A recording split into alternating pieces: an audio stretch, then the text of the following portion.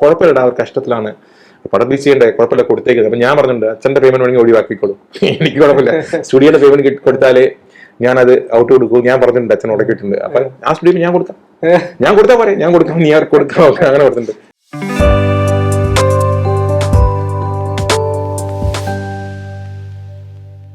ഈ മലയാളത്തിൽ ഇപ്പോൾ ധാരാളം പാട്ടുകൾ ചെയ്തു, എല്ലാം വളരെ അറിയപ്പെടുന്ന ഒരുപാട് കേട്ട പാട്ടുകൾ. പക്ഷെ മലയാളത്തിന് പുറത്ത് മാഷ് പാട്ടുകൾ ചെയ്തിട്ടുണ്ട്. അച്ഛന്റെ ഈ പ്രമദവനവും ദേവസ്വം പാട്ട് തമിഴ് ആൾക്കാർക്ക് അറിയാം, അവിടെ റീച്ചാണ്. പ്രമദനം പാട്ട് ചെയ്ത ആളും ഞാൻ ഹന്ത പാട്ട് പറഞ്ഞ ആൾക്കാരുണ്ട്. പക്ഷെ അച്ഛൻ തമിഴിൽ ഒരു 10-15 പടം ചെയ്തിട്ടുണ്ട്. കൂടുതലും നമ്മുടെ മലയാള പാട്ടുകൾ തന്നെ ഉപയോഗിച്ചിട്ടുണ്ട്. 7 സ്വരങ്ങളും പാട്ട്, പാടിയഴത്തേൻ ഉന്നൈ, അതെല്ലാം ചെയ്തിട്ടുണ്ട്. അപ്പൊ അച്ഛൻ ചെയ്ത പാട്ടുകൾ അങ്ങനെ ഹിറ്റാണ്. പക്ഷെ അച്ഛൻ ചെയ്ത പല പാട്ടുകളും രാജാ സാറാണ് ചെയ്തതെന്ന് ഒരു മിസ്കൺസെപ്ഷൻ ഉണ്ട്. പലരും ഞാൻ പിന്നെ പറയുമ്പോൾ പാടിയഴത്തേൻ പാട്ട് അത് രാജാ സാർ പാട്ട്, രാജാ സാറിന്റെ സോങ് ലിസ്റ്റിലുണ്ട്. രാജാ സാറിന്റെ സോങ് ലിസ്റ്റ് പുറത്തിറക്കുമല്ലോ, MP3 ആയിട്ടുള്ള ബൾക്കായിട്ട്, അതിനകത്ത് അച്ഛന്റെ പാട്ടുകളുണ്ട്. അതിനകത്ത് രാജാ സാർ ചെയ്തതായിട്ട്. ഈ ജോലി ചെയ്ത വകയിൽ അച്ഛന് പല നിർമ്മാതാക്കളും പൈസ കൊടുക്കാനുണ്ട് എന്ന് കേട്ടിട്ടുണ്ട്. അതൊക്കെ കിട്ടിയിട്ടുണ്ട്? കിട്ടിയിട്ടില്ല, അച്ഛൻ ചോദിച്ചിട്ടില്ല. ഞാൻ ഉടക്കിയിട്ടുണ്ട് അതിന് കാര്യം. കാരണം ഞാൻ പറയാൻ കാരണം, ഞങ്ങൾക്ക് സ്റ്റുഡിയോ ഉണ്ടായിരുന്നു, ഞങ്ങളുടെ വീട്ടിന്റെ മുകളിൽ തന്നെ സ്റ്റുഡിയോ ഉണ്ടായിരുന്നു. അച്ഛൻ ഒരുപാട് വർക്ക് നമ്മൾ അവിടെ പിന്നെ ചെയ്തു, നമ്മുടെ ഈ മഴ സമയത്തല്ല, ആ സമയത്ത് ഞാനാണ് സൗണ്ട് എഞ്ചിനീയർ, ഞാനാണ് സ്റ്റുഡിയോന്റെ കാര്യം നോക്കുന്ന ആള്. അപ്പോൾ അവിടെ സ്റ്റുഡിയോയിൽ വർക്ക് ചെയ്യാൻ വരുന്ന ആൾക്കാർ അവസാനം വർക്ക് കഴിഞ്ഞിട്ട് ഈ ഔട്ട് കൊണ്ടുപോകുന്ന സമയത്ത് പേയ്മെന്റ് അച്ഛനും കൊടുത്തിട്ടില്ല, സ്റ്റുഡിയോന് കൊടുത്തിട്ടില്ല. അങ്ങനെ ഇരിക്കുമ്പോൾ അച്ഛൻ താഴെ വീടാണ്, അച്ഛൻ പറയും ഈ മോളിൽ മോനുണ്ട് സംസാരിക്കും, ഞാൻ പറഞ്ഞു വരാം, ഔട്ട് കൊണ്ടുപോകാൻ പറയും. അപ്പൊ ഞാൻ ചോദിക്കും അച്ഛൻ ഇങ്ങനെ എല്ലാവർക്കും കൊടുത്താൽ നമുക്ക് എങ്ങനെ തിരിച്ചെടുക്കാൻ പറ്റും? ഈ പടമല്ലേ ഇത് കൊണ്ടുപോയി, പിന്നെ ഈ പേയ്മെന്റ് കിട്ടില്ല, അവർ റിലീസാക്കും, ചിലപ്പോൾ പടം ഓടില്ല, അവർക്ക് പേയ്മെന്റ് കിട്ടാതെ സാധ്യത. കുഴപ്പമില്ല, അവർ കഷ്ടത്തിലാണ്, പടം റീച്ച് ചെയ്യണ്ടേ, കുഴപ്പമില്ല കൊടുത്തേക്കുന്നത്. അപ്പൊ ഞാൻ പറഞ്ഞിട്ടുണ്ട് അച്ഛന്റെ പേയ്മെന്റ് വേണമെങ്കിൽ ഒഴിവാക്കിക്കോളൂ, എനിക്ക് കുഴപ്പമില്ല, സ്റ്റുഡിയോയുടെ പേയ്മെന്റ് കൊടുത്താലേ ഞാനത് ഔട്ട് കൊടുക്കൂ. ഞാൻ പറഞ്ഞിട്ടുണ്ട്, അച്ഛൻ ഉടക്കിയിട്ടുണ്ട്. അപ്പൊ ആ സ്റ്റുഡിയോ ഞാൻ കൊടുക്കാം, ഞാൻ കൊടുത്താൽ പറയാം, ഞാൻ കൊടുക്കാം, നീ ആർക്ക് കൊടുക്കാം, അങ്ങനെ പറഞ്ഞിട്ടുണ്ട്. അങ്ങനെ ചെയ്യാറുണ്ട്. പിന്നെ ഞാൻ പറഞ്ഞു പൈസന്റെ കാര്യമായിട്ട് പുള്ളിക്ക് ആവശ്യമാണ്, അത്യാവശ്യം മാത്രം. ഇപ്പൊ എനിക്ക് ഇവിടെ ഒരു എന്താ ഒരു TV മേടിക്കണമെങ്കിൽ ആ TV മേടിക്കാൻ എന്താ പൈസ, അത് വേണം. എനിക്കൊരു പിന്നെ ബാങ്കിൽ ഒരുപാട് പൈസ ഉണ്ടാവണം. അങ്ങനെ പൈസന്റെ പുറകിൽ പോകുന്നതായിട്ട് എന്നിട്ടേ ഇല്ല. അത് അറിയാം. പുള്ളി എല്ലാം ചോദിക്കും, ഇത്ര പടം ചെയ്ത് പുള്ളി ഒന്നും ഉണ്ടാക്കി വെച്ചില്ല, ട്യൂൺ പോലും ഉണ്ടാക്കി വെച്ചില്ല. അച്ഛൻ മത്സരം ചിത്ര ചേച്ചി വിളിച്ച് ചോദിച്ചിട്ടുണ്ടായിരുന്നു. ചിത്ര ചേച്ചി ഓഡിയോ ട്രാക്ക് ഓഡിയോ കണ്ടിട്ടുണ്ടായിരുന്നു. അപ്പൊ ചോദിച്ചു, മോനെ അച്ഛന്റെ ഏതെങ്കിലും പാട്ട് പടങ്ങൾ കൊടുത്ത് അല്ലാതെ വേറെ ട്യൂൺ കൊടുത്തിട്ടുണ്ടാവില്ലേ, അങ്ങനെ ഏതെങ്കിലും ട്യൂൺ ഉണ്ടോ അച്ഛന്റെ കയ്യിൽ ഉണ്ടോ, അങ്ങനെ നമുക്ക് ഒരു ആൽബം ഇറക്കാം. അങ്ങനെ ഒരു ട്യൂൺ ഇല്ല. ഞാൻ പറഞ്ഞില്ല, ട്യൂൺ ഇങ്ങനെ കൊടുക്കുന്ന മാത്രമല്ലേ, ഓരോരോ ട്യൂണാ കൊടുക്കുന്നത്. ഓരോരോ ട്യൂൺ 3-4 ട്യൂൺ കേൾപ്പിച്ചൊന്നും അച്ഛൻ കൊടുക്കാറില്ല. ഒരു പടത്തിന് ചെയ്യുന്നെങ്കിൽ ആ പടത്തിന് ഒരു പാട്ടില്ല, കഴിഞ്ഞു. അടുത്ത പടം ഇങ്ങനെ സ്റ്റോക്ക് ചെയ്ത് വെച്ചിട്ടുള്ള ട്യൂൺ ഇല്ല. അല്ല ഒന്ന് നോക്കുമോനെ ചേച്ചി? ഇല്ല ചേച്ചി, എനിക്ക് നന്നായിട്ട് അറിയാം. അങ്ങനെ അച്ഛൻ ചെയ്ത് വെച്ച പാട്ടുകൾ, ഇറക്കാനുള്ള പാട്ടുകൾ ഒന്നുമില്ല. അങ്ങനെ അങ്ങനത്തെ ഒരു രീതിയാണ്. മമ്മൂട്ടി ഒരു ഡേറ്റ് കൊടുത്തതായിട്ട് കേട്ടിട്ടുണ്ട് അച്ഛന് പടം പ്രൊഡ്യൂസ് ചെയ്യാൻ. അല്ല, അങ്ങനെ ഒരു വിഷയം ഓർമ്മയുണ്ട്. പക്ഷെ എന്തുകൊണ്ട് നടന്നില്ലെന്ന് എനിക്ക് ഓർമ്മയില്ല. ചിലപ്പോൾ അച്ഛൻ ആക്ച്വലി ഒരു കഥ ഒരുപാട് കേൾക്കുന്നുണ്ടായിരുന്നു അത് ചെയ്യാണ്ട്. നല്ലൊരു കഥ വന്നാലേ ചെയ്യുന്ന വിഷയം ഒരുപാട് കഥ കേൾക്കുന്നുണ്ട് വീട്ടിൽ എന്നോട് പറഞ്ഞായിട്ട് ഞാനും ഓർക്കുന്നത്. അല്ല, അച്ഛൻ അത് റെസ്പോൺസിബിൾ എടുക്കുന്നു. നമുക്ക് കിട്ടിയല്ലോ, നമുക്ക് പടം ചെയ്യാം. അങ്ങനെ ഇപ്പൊ പൈസ ഉണ്ടാക്കണം എന്ന് വിചാരിക്കാൻ വേറെ ഒന്നും ചിന്തിക്കില്ല. അവിടെ ചെയ്യും, എങ്ങനെയെങ്കിലും വിൽക്കും.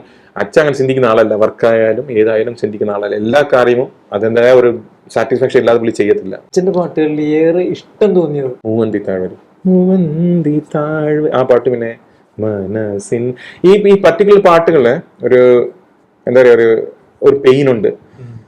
അത് എന്തോ സ്വന്തം മന്ദമ തോന്നും, അത് പടത്തിൽ ചെയ്തത് തോന്നില്ല. ഭയങ്കര മെർജായിട്ടുണ്ടാവും. മൂന്തി താഴെയല്ല, each and extreme a person can say about feeling about girl. അങ്ങനെ ഈ ജീവിത അനുഭവങ്ങളുണ്ട്, അതിൽ നിന്നായിരിക്കും പലപ്പോഴും ഇത്തരം ഉണ്ടായിരിക്കാം. നമുക്ക് ഞാൻ പറഞ്ഞത് അതും പറയാൻ പറ്റില്ല. ശരിക്കും അച്ഛന്റെ മൂഡ് വെച്ചല്ല ചെയ്യുന്നത്. ഞാൻ അതാ പറഞ്ഞത്, രാജാ സാറിന്റെയും രവീന്ദ്ര മാസ്റ്റർ വർക്കിൽ നോക്കി കഴിഞ്ഞാൽ നമുക്ക് നോക്കും ഈ ട്യൂൺ എങ്ങനെയായിരിക്കും പുള്ളിന്റെ മൈൻഡിൽ സ്റ്റാർട്ട് പോയിന്റ് വന്നിട്ട് എങ്ങനെയായിരിക്കും. അത് വന്നു കഴിഞ്ഞാൽ ഒഴി കിട്ടും. പക്ഷെ എങ്ങനെയാ സ്റ്റാർട്ട് പോയിന്റ് നമ്മൾ ഇരുന്ന് കുത്തി എക്സ്പീരിയൻസ് കിട്ടത്തില്ല, നമുക്ക് ഉണ്ടാക്കാൻ പറ്റില്ല. നമ്മൾ ഇന്നും സംസാരിക്കുന്നു രവീന്ദ്ര മാസ്റ്റർ വർക്കുകൾ. ഇപ്പോഴും റിയാലിറ്റി ഷോസിൽ ഫൈനൽ വന്നാൽ പാടുന്നത് രവീന്ദ്ര മാസ്റ്റർ പാട്ട് എടുത്താണ്. രാജ സാർ ആരെങ്കിലും ഇവിടെ മലയാളത്തിൽ പാടുന്ന ആള് രാജ സാറെ കാണാൻ പോയപ്പോഴേ, സാർ ഞാൻ രവീന്ദ്ര മാസ്റ്റർ ഉണ്ട്, പാട്ട് പഠിക്കാൻ. അവൻ പാട്ട് പാട്ടിങ്ങനെ അപ്പൊ കേൾക്ക തേവില്ല, നീ നല്ല പാട്ട് കേൾക്കുന്ന രവീന്ദ്ര മാസ്റ്റർ പാട്ട് പാട്ടിങ്ങനെ പാട്ട് ഒന്നും കേൾക്ക തേവില്ല, പാടുക എന്ന് പറയും. അതെ, ജോൺസൺ മാസ്റ്റർ പാട്ട് എന്തുമാത്രം നമുക്ക് ഇപ്പൊ ചിന്തിച്ച് എങ്ങനെയാണ് ഈ ട്യൂണിലെ പുള്ളി ഉണ്ടാക്കിയത് പറയില്ല. അത്ര ബ്യൂട്ടിഫുൾ അത് ടേൺസ് ഉണ്ട്. ഇങ്ങനെ രവീന്ദ്ര മാഷ് സംഗീതം ചെയ്തിട്ടുള്ള അധിക പാട്ടുകളും പാടിയിട്ടുള്ളത് യേശുദാസും അച്ഛനും തമ്മിലുള്ള ആ ഒരു റിലേഷൻ എങ്ങനെയായിരുന്നു? അതിന്റെ ഒരു ആഴം ഭയങ്കര സിൻസിയറാണ്. അച്ഛന് ദാസൻ ഭയങ്കര കാര്യമാണ്, ദാസൻ അതേപോലെയാണ്. അതിന്റെ ഒരു ഉദാഹരണമാണ് അച്ഛൻ ആദ്യത്തെ ഒരു വർക്ക് റെക്കമെൻഡ് ചെയ്യുന്ന ദാസങ്ങളാണ്. ഇവൻ നല്ല പാട്ട് ചെയ്യുന്ന ആളാണ്, ഇവന് പടം കൊടുക്കുക, അവൻ ചെയ്ത് എന്തെങ്കിലും മോശമായി വിട്ടെങ്കിൽ ഞാൻ അതിനെ കോമ്പൻസേറ്റ് ചെയ്യുന്ന പറഞ്ഞ ആളാണ്. അങ്ങനെ പറയണമെന്നുള്ള അത്യാവശ്യം ഇല്ല. അത്ര ഇരിക്കുന്ന ആളിന് അങ്ങനെ ഒരാൾ റെക്കമെൻഡ് ചെയ്യേണ്ട ആവശ്യമില്ല. വേറെ എന്തെങ്കിലും രീതിയിൽ കൊണ്ടുവരാം, ഹെൽപ്പ് ചെയ്യാം. പക്ഷെ അങ്ങനെ ഒരു കോൺഫിഡൻസ് ആയിട്ട് ഒരു യേശുദാസ് സിംഗർ അന്ന് പറയുമ്പോൾ അതൊരു ഇതാണ്, അത് പറയണമെന്ന് അത്യാവശ്യം. കാരണം ഒരു സിംഗർ, പല മ്യൂസിയേഴ്സ് പാടുന്ന സിംഗർ വേറൊരു മ്യൂസിയേറ്റ് റെക്കമെൻഡ് ചെയ്യുന്നത് തന്നെ ഒരു ഭയങ്കര ഒരു റിസ്ക് ആണ്. പിന്നെ അച്ഛന്റെ തൊണ്ടയിൽ വരുന്ന സംഗതികൾ വേറെ ആർക്കും വരത്തില്ല. ദാസൻ പുഷ്പമ്പോൾ പാടും. അത് അച്ഛൻ ഈ സാധനം ചിലപ്പോ ദാസൻ പാടാൻ പറ്റില്ല, പക്ഷെ ദാസൻ അറിയുപോലില്ല, ദാസൻ സുഖമായിട്ട് അത് പാടും. അതൊരു വിഷയം ഉണ്ടാകും, കണക്ഷൻ ഉണ്ടാകുന്ന. കാരണം നമുക്ക് സാറ്റിസ്ഫാക്ഷൻ ഉണ്ടാകും, നമ്മൾ ചെയ്യുന്ന പാട്ടിനെ എക്സ്ട്രീമായി കൊടുക്കാൻ പറ്റുന്ന ഒരു വിഷയം ഉണ്ടല്ലോ, അത് ദാസൻ കൊടുക്കുന്നുണ്ടായിരുന്നു. പിന്നെ ഞാൻ സിംഗർ മാറണം എന്ന് പറഞ്ഞു. ദേവാനന്ദ് പോലെ ഉള്ള സിംഗേഴ്സ് പല പേർക്കും അന്നുള്ളറിയാ, യേശുദാസ് ഉള്ള കാലം നമുക്കൊന്ന് പാട്ടുകാരാവാൻ പറ്റില്ലെന്ന് പൊതുവായിട്ടുള്ള എല്ലാ സിംഗേഴ്സ് പറഞ്ഞിട്ടുണ്ട്. എന്നത് പറഞ്ഞ ആൾക്കാരുണ്ട്. കാരണം എല്ലാവർക്കും യേശുദാസ് വേണം. പുതിയ മ്യൂസിക് വന്നാലും വലിയ മ്യൂസിക് വന്നാലും ഏത് കമ്പോസിഷൻ ആയാലും സിമ്പിൾ പാട്ടായാലും യേശുദാസ് ശബ്ദം കേൾക്കണം. അങ്ങനെ കാലത്ത് എല്ലാവരും വിഷമുണ്ടായിരുന്നു. ആ സമയത്താണ് കരുമിഴി കുരുവിയെ കണ്ടില്ല എന്ന പാട്ട് ഹിറ്റായത്. അല്ല, മീശ മഠത്തിൽ പാട്ട് ഹിറ്റായത്, നല്ല ഹിറ്റ്, ഭയങ്കര ഹിറ്റായ പാട്ട്. ആ സമയത്തുള്ള ഏജിന് വിവരത്തിൽ ഞാൻ അച്ഛന് പറഞ്ഞു, വിദ്യാസാഗർ എന്ന് പറഞ്ഞാൽ ഭയങ്കര കോൺഫിഡൻസ് ആയിട്ടാണ് വേറൊരു പുതിയ സിംഗർ ഒരു പാട്ട് ഹിറ്റാക്കി, നിങ്ങൾ എന്തുകൊണ്ട് അങ്ങ് ചെയ്തുകൂടെ, why you always make Yesudas to sing all songs, എന്തുകൊണ്ട് അത് പാടിപ്പിക്കും, എന്തുകൊണ്ട് നിങ്ങൾ വേറെ സിംഗർ പോകുന്നില്ല. അങ്ങനെ ചോദിച്ചപ്പോ അച്ഛൻ പൊതുവേ ഉള്ള മൂഡിന് എന്നെ ട്രീറ്റ് ചെയ്യേണ്ടത് അങ്ങനെ ഇല്ലായിരുന്നു, ശരിക്കും അടികിട്ടുണ്ടായിരുന്നു. അതൊന്നും ചെയ്തില്ല. പുള്ളി ആക്ച്വലി എന്നാ പറഞ്ഞ ഭയങ്കര കൂളായിരുന്നു. ഭക്ഷണം കഴിച്ചോണ്ടാണ് മക്കളെ ഒരു കാര്യം ചെയ്യും, യേശുദാസ് നല്ല സിംഗർ നീ കൊണ്ടുപോവാ, ഞാൻ പാടിപ്പിക്കും. അങ്ങനെ ഭയങ്കര കൂളായിട്ട് പറഞ്ഞു. ഞാൻ ഇറങ്ങി, ഓക്കെ അതിനൊക്കെ വലിയ സിംഗർ കൊണ്ടുവരാന്ന്. പക്ഷെ നമ്മൾ വിഷയം മനസ്സിലാക്കി വരുമ്പോഴേ നമുക്ക് ദാസൻ വരുമ്പോൾ സിംഗർ മാത്രമല്ല, ഡെഫിനറ്റ്ലി ഇല്ല, അല്ല. ഞാൻ മ്യൂസീഷ്യനായിട്ട് റിസർച്ച് ചെയ്ത് പറയാണ്, അങ്ങനെ ഇല്ല. പുള്ളി ചെയ്തിട്ടുള്ള ചില പഴയ പാട്ടുകളിൽ, ഈ വസന്തഗീതയുള്ള പാട്ടുകൾ തന്നെ, ആരോമൽ താരാരിരേ താരിരാ താരിരേ, ആ സാധനം സംഗതി വെറുതെ കേൾക്കുന്നുണ്ട്. നമ്മളത് യൂട്യൂബിൽ സ്ലോ ആക്കിയിട്ടല്ലേ, തക്കിട്ട തക്കിട്ട തകതിമി തക്ക തക്കിട്ട തക്കിട്ട തകതിമി തക്കത്ത, അത് അതിനിടയ്ക്ക് ട്രിപ്പിൾ പാടിയിട്ടുണ്ട് പുള്ളി. അതിനകത്ത് ആ സംഗതി അത് സ്ലോ ക്ലിയർ ആയിട്ട് കേൾക്കാൻ പറ്റുന്നുണ്ട്, ഉഴപ്പിയൊന്നുമില്ല. അത് ക്ലിയർ ഡീറ്റെയിൽ ആയിട്ട് അത് കേൾക്കുന്നുണ്ട്. അത് 80s പാടിയ പാട്ടാണ്. അന്ന് ഈ ടെക്നോളജിയോ ട്യൂൺ ചെയ്തോ അല്ലെങ്കിൽ വോയിസിനെ പെർഫെക്റ്റ് ആക്കാനുള്ള ടൂൾസ് ഒന്നും ഇല്ലാത്ത കാലത്തില് പുള്ളി ഒരു സാധാ ഒരു സ്റ്റുഡിയോയിൽ പാടിയ ഒരു പാട്ടാണ്. മനസ്സിലായില്ലേ? നമ്മളത് ടെക്നിക്കലായിട്ട് കേൾക്കുമ്പോൾ ഇതുപോലെ ഇന്ന് ഇത്ര ഡീറ്റെയിൽ പാടാൻ പറ്റുന്ന ഒരു എക്സ്ട്രോൺ സിംഗർ ഉണ്ടോ വെച്ചാൽ ഇന്നും ഇല്ല. ഹരിമുരളീരവം പാട്ട് അല്ലെങ്കിൽ പ്രമോദൻ പാട്ട് എല്ലാവരും സ്റ്റേജിൽ കയറി പാടും, പക്ഷെ എല്ലാം വെച്ച് പാടുന്നത് എങ്ങനെയെങ്കിലും ശ്വാസം പിടിച്ച് പാടി തീർത്തു എന്നാണ് പാടുന്നത്. പക്ഷെ ആ പാട്ടും ദാസൻ ഇങ്ങനെ പഠിച്ചിരിക്കുന്നത് ഭയങ്കര റിലാക്സ് ആയിട്ടാണ്. രവീന്ദ്രൻ മാഷ് ശരിക്കും സംഗീതത്തിൽ വലിയ പരീക്ഷണങ്ങൾ നടത്തിക്കൊണ്ടിരുന്നു. ഇപ്പൊ അങ്ങനെ പരീക്ഷണം നടത്തുന്ന ആരെങ്കിലും അറിയാമോ? ഇല്ല, അങ്ങനെ ഇല്ല. അതാണ് പറഞ്ഞത്. ഞാൻ എന്നോട് തന്നെ പലരും മുമ്പ് ഇന്റർവ്യൂ ചോദിച്ചിട്ടുണ്ട്, അത് എന്തുകൊണ്ടാണ് രവീന്ദ്ര മാഷ് ചെയ്യുന്ന പാട്ടുകൾ ഇപ്പൊ ഉണ്ടാകുന്നില്ല, എന്ത് സാധനം ചെയ്യുന്നില്ല എന്ന്. നമ്മള് ഇപ്പോഴും പറയേണ്ടത്, അന്ന് രവീന്ദ്ര മാഷ് കൊടുത്ത വർക്കുകൾ, വന്ന ഡയറക്ടേഴ്സ് പറഞ്ഞ കഥ, സിറ്റുവേഷൻസ്, അങ്ങനെ ഏതെങ്കിലും ഒരു പടം വരുന്നുണ്ട്. ഇങ്ങനെ ഇപ്പൊ പാട്ടിൽ ഇമ്പോർട്ടൻസ് ഇല്ല. സാധനം ഒരു പാട്ടുണ്ട് വലിയ ഇമ്പോർട്ടന്റ് രീതിയിലാണ് നമ്മൾ സംസാരിക്കുന്നത്. അപ്പൊ ഡയറക്ടറിനും പ്രൊഡ്യൂസറിനും പാട്ട് ഇമ്പോർട്ടന്റ് ഇല്ലെങ്കിൽ നമുക്ക് അതിന് എന്ത് ഇമ്പോർട്ടൻസ് തോന്നും? തമിഴിലെല്ലാം കഥ പറയുമ്പോഴേ, സാർ ഇതിലൊരു പാട്ടിருக்கு സാർ, അത് എപ്പിടിനാ സാർ കാട്ടും സാർ, പാട്ടില് സിനിമയെ പോലെയാണ് സംസാരിക്കുന്നത്. ആ പാട്ട് കിട്ടിയില്ലെങ്കിൽ അവർക്ക് നമ്മളെ തൃപ്തിപ്പെടുത്താൻ പറ്റില്ല. നമുക്ക് ചെയ്യാനുള്ള ഒരു ചലഞ്ച് കൊടുക്കും. അത് സ്റ്റോറി ബോർഡ് ഉണ്ടോ എല്ലാ പടത്തും? ഇപ്പോഴും ഒരു പടം ചെയ്യുമ്പോൾ, ഒരു പാട്ട് ചെയ്യുമ്പോൾ പാട്ടിനൊരു ഇമ്പോർട്ടൻസ് പറയും. പിന്നെ അന്ന് പടങ്ങൾ ചെയ്യുമ്പോഴേ ബഡ്ജറ്റ് ചെയ്യുമ്പോൾ ആദ്യം തന്നെ പാട്ട് ഷൂട്ട് ചെയ്യും. കാരണം അവസാനം പാട്ട് ഷൂട്ട് ചെയ്യാൻ പൈസ ഇല്ലെങ്കിലോ പടം എങ്ങനെയെങ്കിലും ടോക്കി പോർഷൻ ചെയ്തു തീർക്കാം. പക്ഷെ പാട്ട് നല്ലൊക്കെ ചെയ്തില്ലെങ്കിൽ പടത്തിന് വർക്കൗട്ട്. ആദ്യം തന്നെ അവർ പാട്ടുകളെല്ലാം ഷൂട്ട് ചെയ്യും ഉള്ള ബഡ്ജറ്റ് വെച്ച്, ബാക്കിയുള്ള പൈസ സിനിമ എടുക്കാം. അങ്ങനത്തെ രീതിയാണ് തമിഴ് സിനിമയെല്ലാം ചെയ്യുമ്പോൾ. ആദ്യം ചെയ്തത് യക്ഷിയും ഞാൻ എന്ന് പറഞ്ഞ സിനിമ, മലയാളത്തിൽ അതില് ഏറ്റവും ആളുകൾ കൂടുതൽ എൻജോയ് ചെയ്ത പാട്ട് വൃന്ദാവനം ഉണ്ടോ എന്നൊരു പാട്ടാണ്, മധു എന്ന് പാടിയിരിക്കുന്ന പാട്ട്, മധുബാലകൃഷ്ണൻ പാടിയതാണ്. അത് ആദ്യത്തെ സിറ്റുവേഷൻ പറഞ്ഞ ആദ്യം ചെയ്ത് കേൾപ്പിച്ച പാട്ടും അതാണ്. വൃന്ദാവനമുണ്ടോ രാധേ നീയില്ലാതെ, മുരളീരവമുണ്ടോ യമുനേ നീ അറിയാതെ, ഹരിമുരളിക പാടി ഗോപാങ്കനയോടായി നീയില്ലാതിനിയുണ്ടോ, യദുകുല സന്ധ്യകൾ പകലുകൾ ഇരവുകൾ, വൃന്ദാവനമുണ്ടോ രാധേ നീയില്ലാതെ, മുരളീരവമുണ്ടോ യമുനേ നീ അറിയാതെ. ഇത്രയും വർഷത്തിന് ശേഷം ഇത് വളരെ കൃത്യമായിട്ട് ഓർമ്മ. നല്ലൊരു പാട്ടാണ്, അത് നല്ല നന്നായി പാടി, ബ്യൂട്ടിഫുൾ പാടിയിട്ടുണ്ട്. അത് കഴിഞ്ഞിട്ട് വന്ന പാട്ട് വിനയ് സാറിന്റെ പിന്നെ ഒരു എന്താ രഘുവിന്റെ സ്വന്തം റസിയാസിന് പാട്ട് പടം ചെയ്തിട്ടുണ്ട്. അത് ഓക്കെ, ഇങ്ങനത്തെ ക്ലാസിക്കൽ മൂഡൊന്നുമല്ല, സിമ്പിൾ ടൈപ്പ് സോങ്സ് ആണ് അത്. തമിഴിൽ ഏറ്റവും ശ്രദ്ധിക്കപ്പെട്ടത് തമിഴില് ശരിക്കും ഞാൻ മെലഡീസ് ഒക്കെ ശ്രദ്ധിക്കപ്പെട്ട ഒരു പാട്ട്, നമ്മുടെ ക്രിക്കറ്റ് പ്ലെയർ ഡ്വൈൻ ബ്രാവോ ഒരു പാട്ട് പാടിയിട്ടുണ്ടായിരുന്നു പടത്തില്. ഒരു ക്രിക്കറ്റ് പ്ലെയർ ഡ്വൈൻ ബ്രാവോ ഇല്ല, CSK പുള്ളി ഒരു പടത്തിൽ പാടി, പുള്ളിയെ വരുത്തി പാടിച്ചു.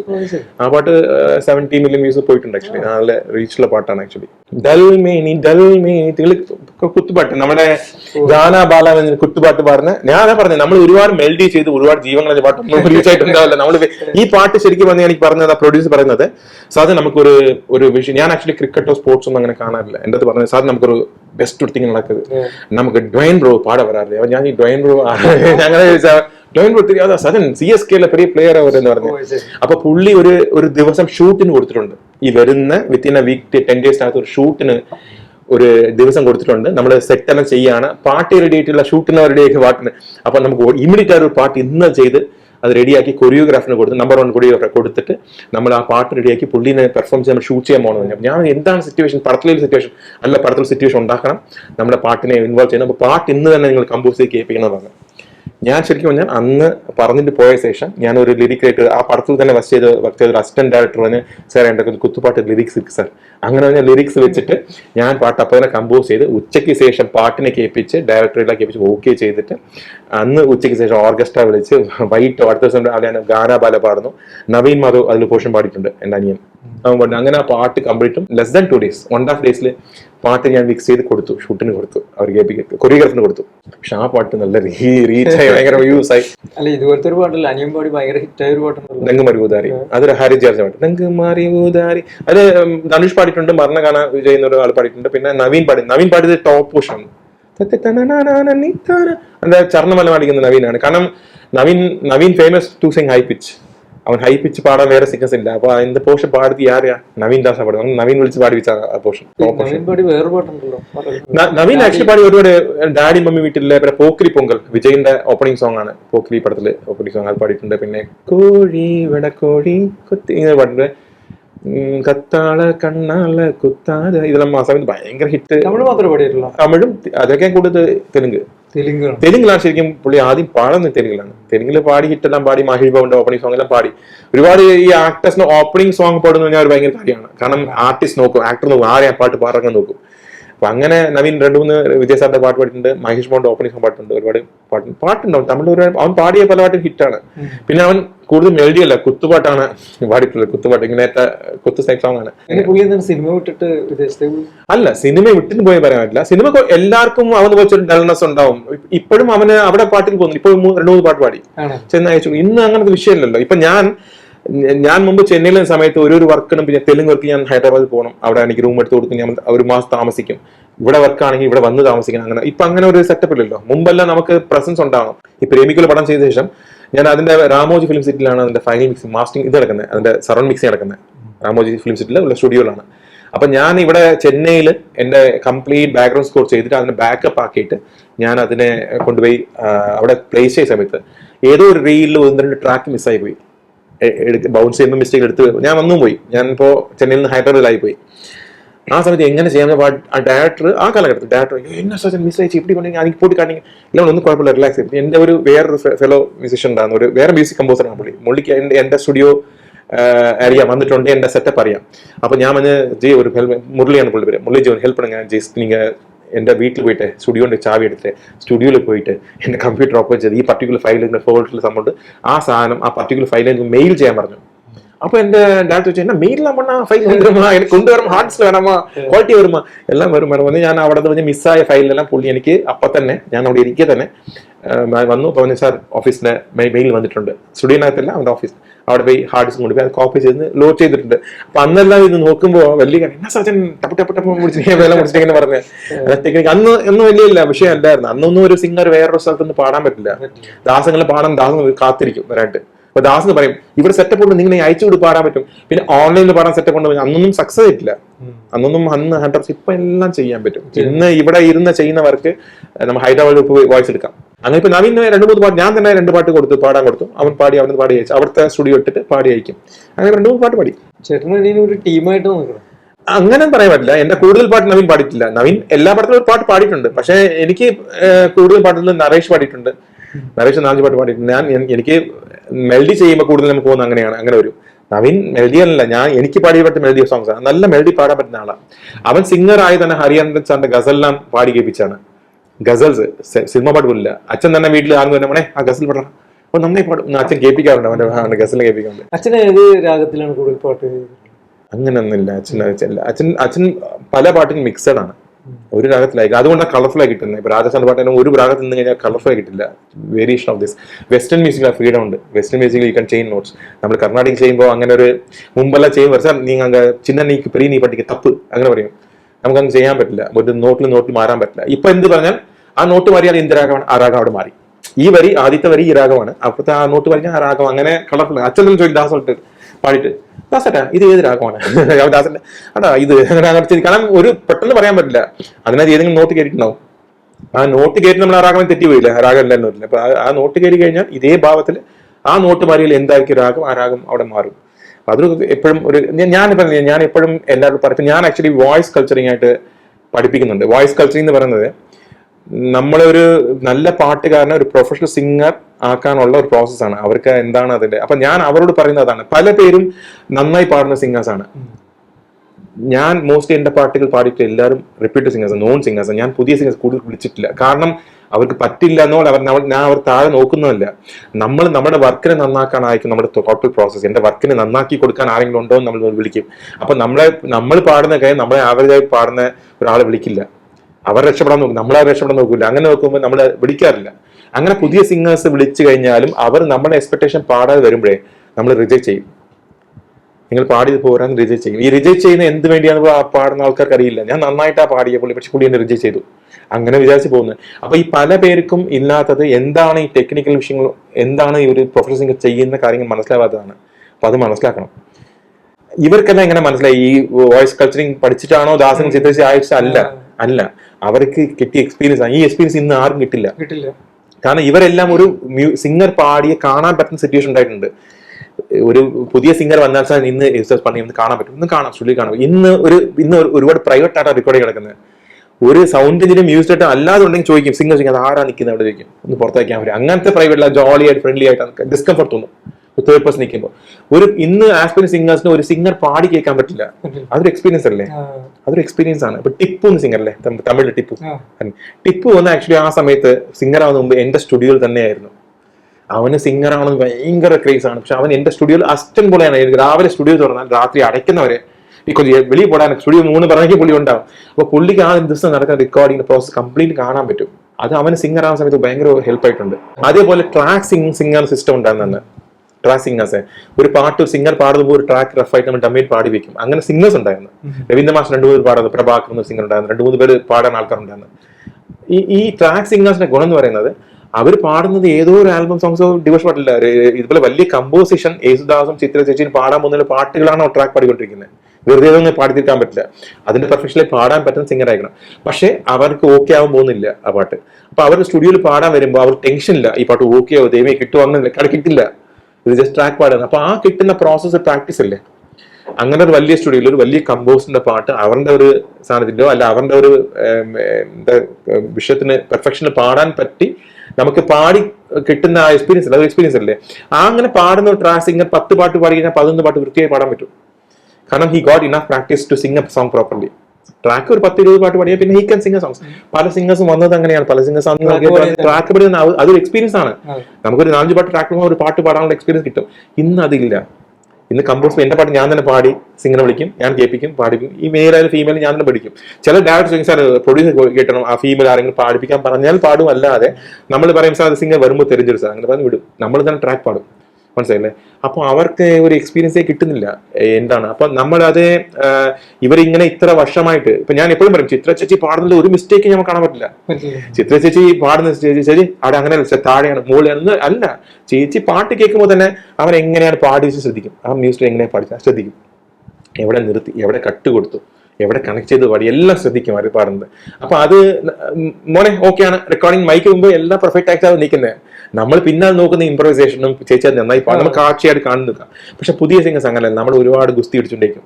അങ്ങനത്തെ ഇല്ലപ്പാ, മുകളിൽ താഴെ ആ നോട്ട്, അവൻ നോട്ട് കറക്റ്റായി പാടിയാൽ ലിരിക്ക് തെറ്റായി പാടും, ലിരിക്ക് നോക്കിയാൽ നോട്ട് തെറ്റി പോകും, നോട്ട് രണ്ടും നോക്കിയാൽ ഫീൽ പോവും.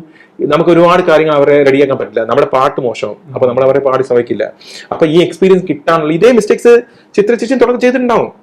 ചിത്രേച്ചി ആദ്യം 10 പാട്ട് പെർഫെക്റ്റ് ആയി പാടി പറയാൻ പറ്റില്ല. ചിത്രേച്ചി മിസ്റ്റേക്ക് ചെയ്തിട്ടുണ്ടാവും, ചിത്രേച്ചി റിജക്റ്റ് ആയിട്ടുണ്ടാവാം, അല്ല വഴക്ക് പിടിച്ചിട്ടുണ്ടാവും, വിഷമിച്ചിട്ടുണ്ടാവും. അവര് പാടി പാടി നന്നാവാൻ കിട്ടിയ ഒരു സമയം, ആ പ്രോസസ്സ്, പിന്നെ അവർ പാടിയ പാട്ടുകളുടെ ഒരു ക്വാളിറ്റി വെച്ചാൽ നന്നായത് അവരെല്ലാം ഡെഫിനറ്റ്ലി. മനസ്സിലായില്ലേ? അങ്ങനെ ഇന്നൊരു സിംഗർക്ക് സദർഭം കിട്ടും. ഇന്ന് ആർക്കും കാത്തിരിക്കാൻ പറ്റില്ല. ഒരു പാട്ട് ഞാൻ ചിത്ര ചേച്ചി പാടാത്ത പാട്ട് ഒരു പുതിയ സിംഗർ റെക്കമെൻഡേഷൻ ആണ്. അപ്പൊ ഞാൻ ചിത്രച്ചിന്റെ എക്സ്പെക്ടേഷൻ പെർഫെക്ഷൻ എക്സ്പെക്ട് ചെയ്യും അതിനോട്. ചിത്രച്ചി പാടാൻ വെച്ച പാട്ടാണ് നിനക്ക് കൊടുക്കുന്നത്, അപ്പൊ നീ അത് അതിനപ്പുറത്ത് പാടണം. അതെങ്ങനെ അവർ കൊടുക്കാൻ പറ്റും? കൊടുക്കാനേ പറ്റില്ല. അവർക്കത് മാക്സിമം കൊടുത്താലും അവന്റെ കാലിബർ എത്രയേ ഉള്ളൂ, കൊടുക്കാൻ പറ്റില്ല. ഒരു ആ പാട്ടിനെ എങ്ങനെയാണ് ഹാൻഡിൽ ചെയ്യേണ്ടത് ടെൻഷൻ ഇല്ലാതെ. ഒരു ചിത്ര ചേച്ചിയിലെ ഒരു പാട്ട് സ്റ്റുഡിയോയിൽ വന്ന് കേട്ടിട്ടാണ് പാടി പോകുന്നത്. ഞാൻ പറയാം എക്സാമ്പിള്, വാർമുകിയിലെ പാട്ട് തന്നെ എടുത്താൽ ചേച്ചി 2-2.5 മണിക്കൂറിൽ പാടി തീർത്ത പാട്ടാണ്. അത്ര ഡിഫറെന്റ്. ഇപ്പൊ വാർമി ടഫ് സോങ് ആണ്, പക്ഷെ ആ പാട്ടിനെ ഒരു പുതിയ ആൾ പാടാൻ എവിടെയെങ്കിലും സ്റ്റേജിൽ പാടാണ്ട് ഒരു മാസം ഇരുന്ന് പ്രാക്ടീസ് ചെയ്യും, ആ പെർഫെക്ഷൻ കിട്ടാണ്ട്. അങ്ങനെ പാടിയാൽ ചിത്രചേച്ചി പാടുന്നുണ്ടോ? ഇല്ല. ചിത്രചേച്ചി 2 മണിക്കൂറിൽ പാടിയ പാട്ട് നിങ്ങൾ 20 ദിവസം പാടിയാലും കിട്ടത്തില്ല ആ പെർഫെക്ഷനിൽ. അപ്പോൾ സംതിങ് ദേ ആർ ഡൂയിങ്. അവർ ഒരു പ്ലാനിങ്ങിലാണ് ഒരു പാട്ടിനെ മനസ്സിലാക്കുന്നതും പാടുന്നതും. കൺഫ്യൂഷനല്ല, they have very very clear. അപ്പൊ ആ ക്ലാരിറ്റി എന്താണ്, അവർ സ്റ്റുഡിയോ പാട്ടിനെ എങ്ങനെയാണ് ഒബ്സർവ് ചെയ്യുന്നത്, അല്ലെങ്കിൽ എന്തൊക്കെയാണ് ശ്രദ്ധിക്കുന്നത്, എങ്ങനെ അത് മ്യൂസിക് ഡയറക്ടർ ഓക്കെ അല്ല സൂപ്പർ, നമ്മളൊരു സിംഗർ പാടി പോലും പറയും എത്ര സമയം ചേച്ചി പാടിയില്ല, അവർ പോയാലും പറയും അവർ 2 മണിക്കൂറിൽ പാടിയൊരു പാട്ടായിരിക്കും. ഇപ്പൊ കേട്ട് അടുത്ത് നേരെ പോലെ വേറെ സ്റ്റുഡിയോ വേറെ പാട്ട് പാടാനായിരിക്കും. മനസ്സിലല്ലേ? അപ്പൊ അത് എന്തുകൊണ്ടാണ് നമുക്ക് കിട്ടാത്തതെന്ന് പലവർക്ക് അറിയാത്ത കൊണ്ട് തന്നെ അവർക്ക് സിംഗർ ആവാൻ പറ്റാതെ, സ്വപ്നമുണ്ട് സിംഗർ ആവണമെന്ന്, പക്ഷെ ആവാൻ പറ്റാതെ പോകുന്ന ഒരുപാട് വിഷയമുണ്ടല്ലോ. ഇപ്പൊ രവീന്ദ്ര സംഗീതോത്സവം നമ്മൾ എല്ലാ വർഷം നടത്തുന്നു. 20 വർഷമായിട്ട് അച്ഛന്റെ പേരിൽ അച്ഛൻ ട്രിബ്യൂട്ട് നമ്മൾ നടത്തുന്നുണ്ട്.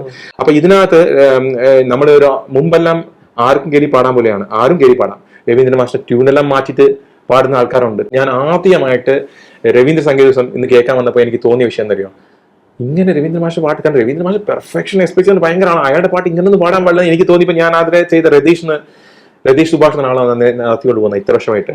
ഒരു ഫാമിലി മെമ്പർ പോലെയാണ്. ഞാൻ രതീഷ് ഇങ്ങനെ നടത്തരുത്, രവീന്ദ്ര മാഷ് ഇൻസൾട്ട് ചെയ്ത് നിങ്ങൾ രതീഷിനെ ഇത് പെടുത്തുന്ന പോലെ യു ആർ ഇൻസൾട്ടിങ് രവീന്ദ്ര മാഷ്, ഇങ്ങനെ ചെയ്യരുത്. രവീന്ദ്ര മാഷ് ഒരുവിധം പെർഫെക്റ്റ് ആയി പാടണ്ടേ, യേശുദാസ് ചിത്രിച്ചിട്ട് പാടണ്ടേ, പക്ഷെ ഒരുവിധം ന്യായപ്പെടുത്തണ്ടേ. അത് നിങ്ങളൊന്നും ഇല്ലല്ലേ, എനിക്ക് സംഗീതം അറിയത്തില്ല പുള്ളി പറഞ്ഞു. അപ്പൊ ഞാൻ കുഴപ്പമില്ല, നീ ഒരു കാര്യം ചെയ്യും, എനിക്ക് ഇതിനു വേണ്ടി വരാൻ പറ്റില്ല, നീ പാട്ടിനെ അയച്ചു കൊടുക്കും, മെയിലായിട്ട് വാട്സാപ്പായിട്ട്, ഞാൻ അവിടെ നിന്ന് കേട്ടിട്ട് ഓക്കെ ചെയ്ത ആൾക്കാർ കേട്ടിയാൽ മതി, അങ്ങനെ പാടിയാൽ മതി എന്ന് ഞാൻ പറഞ്ഞു. അപ്പോഴും നമ്മൾ പ്രൊഫഷൻ എക്സ്പെക്ട് ചെയ്യുന്ന അതല്ല, പക്ഷെ ഒരു വിധമെങ്കിലും സ്റ്റേജിൽ മര്യാദയ്ക്ക് പാടുന്ന രീതിയിലെങ്കിലും അവർ പാടണ്ടേ. അങ്ങനെ ഞങ്ങൾ ഓഡിഷൻ ഉണ്ടാക്കി, ഓഡിഷനിൽ 200-250 പേരും, അതിനകത്ത് നമ്മൾ അവസാനം 30 പേര് 40 പേര് എടുക്കും, അങ്ങനെയെല്ലാം സിസ്റ്റം ഉണ്ടായി. അപ്പൊ ഞാൻ പറയുന്നത് ഈ ഒരു ഓഡിഷന് വരുന്ന ആൾക്കാർ കഴിഞ്ഞ 3 വർഷം വരുന്ന ആൾക്കാരായിരിക്കും, എല്ലാ വർഷം റിജക്റ്റ് ആയ ആൾക്കാരാണ്. വീണ്ടും വന്ന് അതേ പാട്ടാണ് പാടിക്കൊണ്ടിരിക്കുന്നത്. ഞാൻ കഴിഞ്ഞ വർഷം പാടി റിജക്റ്റ് ഈ പാട്ടല്ലേ, ആ പാട്ടാണ്. അപ്പൊ ഒന്നെങ്കിൽ അവരെ ഞാൻ കേട്ടത് മനസ്സിലായില്ല, സാധനം അത് കേട്ട് മനസ്സിലായി, ഞാൻ ഒന്നുകൂടി പാടാം, അങ്ങനെ ആയിരിക്കും. അല്ലെങ്കിൽ തെറ്റ് മനസ്സിലാക്കാൻ തിരുത്താൻ പറ്റാത്ത എന്തോ ഒരു സ്റ്റക്കപ്പിലിരിക്കുകയാണ്. അവർക്ക് സ്റ്റേജിൽ കയറി ഒരു പാട്ടെങ്കിലും രവീന്ദ്ര മാഷ് പാടണം, സിനിമയിൽ പാടണമെന്നോ വലിയ പാട്ടുകാരൻ ആഗ്രഹം പോലും ഇല്ല. രവീന്ദ്ര മാഷ് ആ ദിവസം എനിക്ക് സ്റ്റേജിൽ കയറി രവീന്ദ്ര മാഷ് ആ പാട്ട് പാടണം, അങ്ങനെ ചിന്തിക്കുന്ന ആളെ നമ്മൾ രചിച്ചേണ്ടി വരും. അപ്പൊ ഞാൻ രതീഷെ ഇവർ എന്തുകൊണ്ട് റിജക്റ്റ് ആവുന്ന അവർ അറിയില്ല. കാരണം ഈ മിസ്റ്റേക്ക് ചെയ്യുന്ന ആള് വീണ്ടും അതേ കൊണ്ടുവരുന്നു, അതേ മിസ്റ്റേക്ക് ചെയ്യുന്നു, അതിന് റിജക്റ്റ് ആവുന്നു വീണ്ടും.